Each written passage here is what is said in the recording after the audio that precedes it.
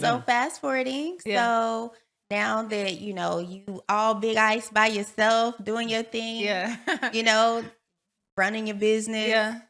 Tell me, what these last years have been like. Yeah. I'm still single. Hey. But I'm still single. For the longest I have. How big I a number 555. It goes down in the deep.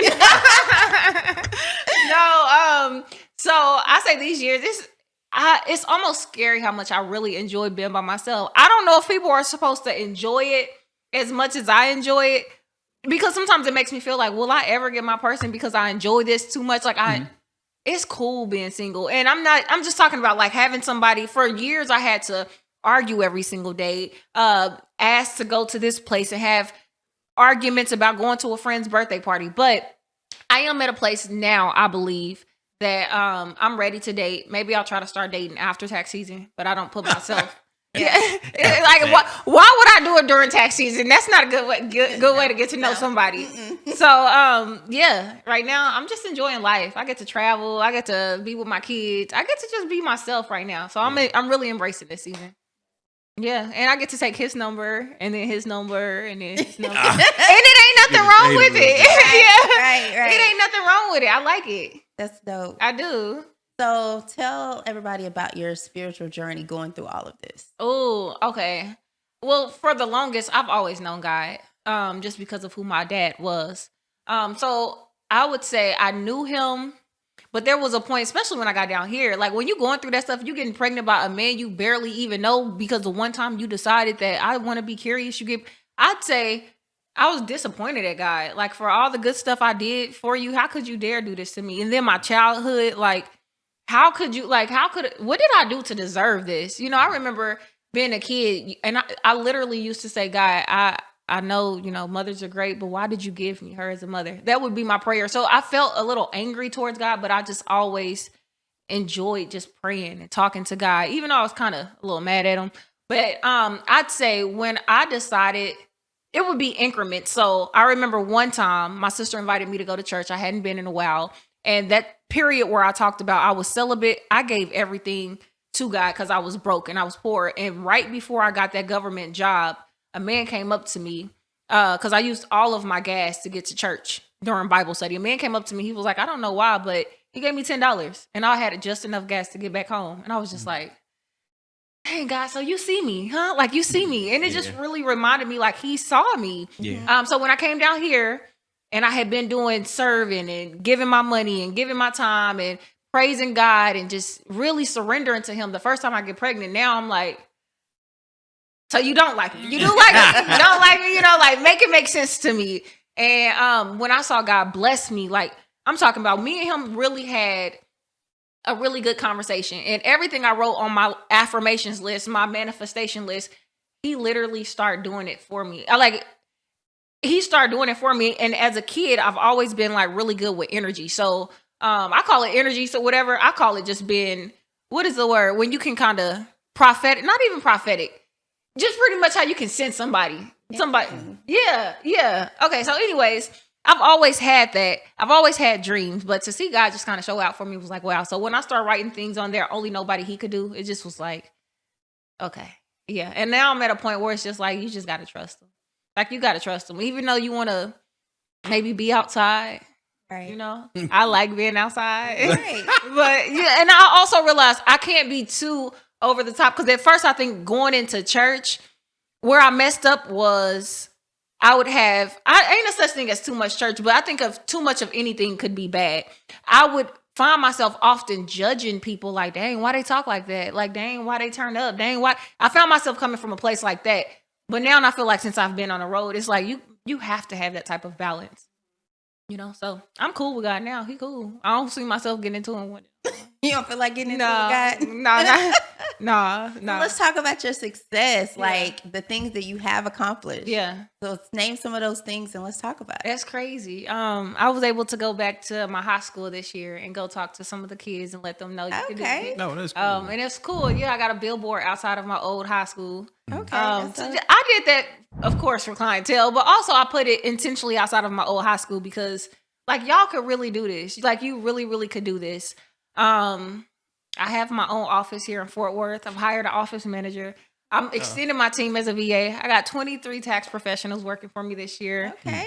It's just we're growing, and it's so exciting to see it. I think the best part about having a little bit of money now is being able to bless people. And I don't mean to just say that. Like, yeah, I did something small yesterday or the day before.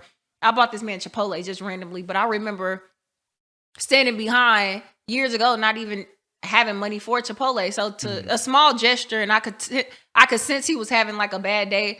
So to make people feel good in little bitty ways is cool. Oh, and one other thing, I have a daughter in Africa too. Oh, you do? Yeah. So In Africa? not like I didn't have her and she went to Africa. Oh, okay. Was you adopted with like one of the like Sally's kids type of thing? Yeah, so I sponsored really? some kids. Yeah. Man, when I was a kid, I used to have one of them kids. I was did? a kid and had one of them kids. For real? Yep. I called, me and my little brother, we called a little number off the TV. It was a picture of the little girl. She sat in my house for when I was a kid. For real? Yeah, I was probably 10, 15 myself. Dang. Yep. You gave every month? Nah, I ain't give her. I gave my $5 dog.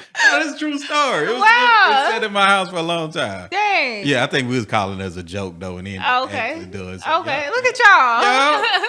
That's crazy. So you got a kid in So there. how did you get your baby? How did you get it? Yes, I was actually at a recent gospel concert. She knew, so she a new kid. Oh, okay. Even though they sold her and gave me another kid. Yeah. They swap you out? Yeah, they swapped it out. They can't do stuff like that, can they? I'm gonna call them folks, because what was that about?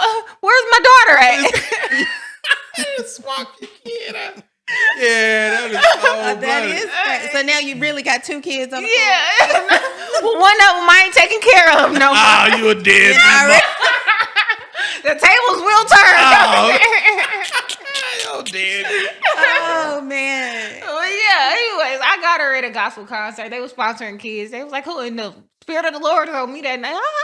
Yeah. Okay, I don't be doing all of that. Yeah. You know what black churches they do. So Yeah. But anyways, I got her that night, and yeah, been sponsoring her ever since. So That's what's your why. kid's name?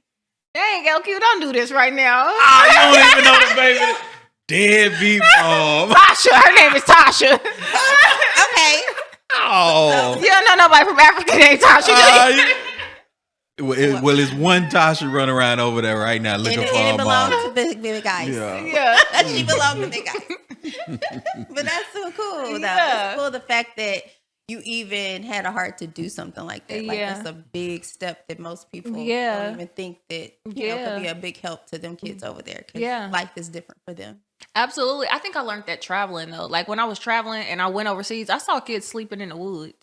And I'm like, it was horses in the woods, too. And I know if it's horses and stuff, there had to be snakes. I ain't seen no snakes. But it just made me realize, like, I am so blessed to live in the United States of America. Now, don't get me wrong. This ain't, like, the best place to raise a family, in my opinion. Right. But I'm so fortunate and blessed to live here in this country, because there's other countries where people are fighting for the things we take advantage of. And I didn't know that for real. I mean, you hear those stories, but when you really get to sit down and you sit with like Mexicans or Africans or Chinese people and say, why did you come here? The opportunities we have here is just, it's crazy. So, yeah. But yeah, so I guess now that you do know, like from the different cultures and stuff like that, I guess if Icelynn was to pick her own culture, what would it be? Wow. That's so funny you asked that. I'm moving to Africa. Really? Yeah, I really am. So this summer, me and my kids, we're going to go to maybe 3 or 4 parts of Africa. Right now, I know it's going to be Ghana. I'm not moving to Nigeria, but we got to go check out Nigerian Legos. And then I'm trying to figure out the other 2. I was thinking about Mali or whatever, but we're going for 3 months over there to figure out where we're going to live at. But Oh, that's cool. no, we ain't moving into about 2 or 3 years, and I am going to have dual citizenship, because if something pop off, I'll be back in the States. Okay. Okay. So you gonna reunite with the baby over there? Yeah. With your child? You Tasha! You gonna reunite? That's cool. Yeah. What made you think of that? I love Africans. I think I'm gonna marry African. Yeah. Yeah, I love Africans. I love the culture. I love the way they treat each other. I love that. I could really go into, I love the food. I would know you like the food. Yeah. You was disappointed when we went out there. Yeah. Where's the igusi at? But I just really love that it's truly a village. Like, if I went out there, yes, I'm by myself, but no, I'm really not by myself. They take care of each other in a way where it's just unimaginable. The neighbors helping with your kid, like what? So I just want my kids to experience like peace. And I feel like we don't have peace so much in the United States. Not so much of it. So do you feel like when you do go over there, do you feel like they're going to accept you as the same? Yes, I think that's, they talk about, that being a thing with us being, Black Americans and stuff versus actual Africans. Yes. Do you feel like that'd be a diversity for you? Oh my gosh. So I think that to me is, I don't want to say a contradiction, but that's one of the biggest myths that I think I hear. I am in like a networking group with people from America who's moved to Africa. So I get to kind of talk to them about how it is. And they're like, no, it's not like from what they believe is like you came back home. Like you didn't even have to come and visit or just come, but you came and they embrace it. Yeah. Like, wow, you were free and you decided to come back here. So I don't know. So from my feedback, that's why I gotta go check out the scene. Right. Everybody gotta do their research. Yeah. But at the end of the day. Because I fight. Right. But you only won. Yeah, you're right. You are only one. Well, I'm gonna have to call goons. I bring the goons. All of Kansas City gonna stand up. Kansas City, I need y'all in Africa right now. Yeah, but So what does your business look like now? Right now, yeah. So you're based out of Fort Worth. I have my office is in Fort Worth. Okay. I am. Sorry, I kind of had a brain freeze. I am a one-person show. However, I'm not a one-person show. In my office, it's only one of me in there. I am hiring an office manager. I already have 2 VAs, and then I have 23 tax pros, but we're all virtual. And that's why I really, really, really like it. So my business right now is certainly growing. We're in 32 different states. Oh, cool.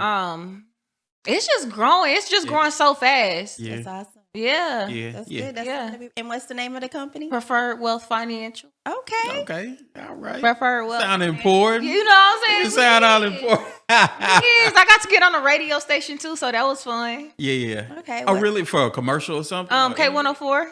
Oh, really? Yeah. Oh, what did you do on there? Like an interview? Yeah. Oh, okay. That's cool. I was on there with Dee Dee. Shout out to her. Shout out Dee Dee. Yeah. Yeah. Cool. Yeah. Awesome. So where you going on there to talk about your business? Okay. So I had met Dee Dee at this. It was some network thing she had. We ended up talking. I won some contest, and they was like, "Hey, would you like to be on the radio?" Yeah. I sure would. And can I talk about Preferred Wealth? They said absolutely. So that's all we talked about. Yeah. So you say you have 23 people who work for you, and so those people are in those different states. Most of them. I have 4 people in different states. Most of my people are in Kansas City, Dallas. Then we got Chicago and Florida. So you're mentoring people now. Okay. And how does that go? What do you like about that? Wow. It's like, I really genuinely want to see people win and to see people who are still on fire. Because, when you're starting, you're on fire. So to see people on fire about changing their lives, on fire about legitimately doing taxes, it makes me feel good. And then feeling like I'm really making a difference in these people's lives, How did you get your first person? They solicited me. It was like, oh, hey, really? Yeah. Now, by this time in Kansas City, it ain't real big. But once everybody is putting my name in a status saying, hey, go get your taxes done by her. At some point, people in my inbox, hey, can you teach me? What do you do? How can you do it? And so many people kept reaching out to me. Why? Were you nervous to take on your first person? I was, because I had hired a mentor. I had very great expectations. And I felt like I had to learn from the beginning. So it was just like nervous because my mentor kind of dropped the ball. Now I'm out here in the water. Like, what do I do? But oh, wow. So you hired a mentor to help you and they dropped the ball on mentoring you when you supposed to be mentoring somebody else. Wow. That is so you had scary. to wing it. Yeah. How did it go? The first season, I got their feedback because I'm like, at the end of the tax season, please tell me how did I do? How did I do? One person the first time? Oh. How many? I did 13. Well, 14. you had 13 people your first year mentor. Yeah. Wow. Yeah.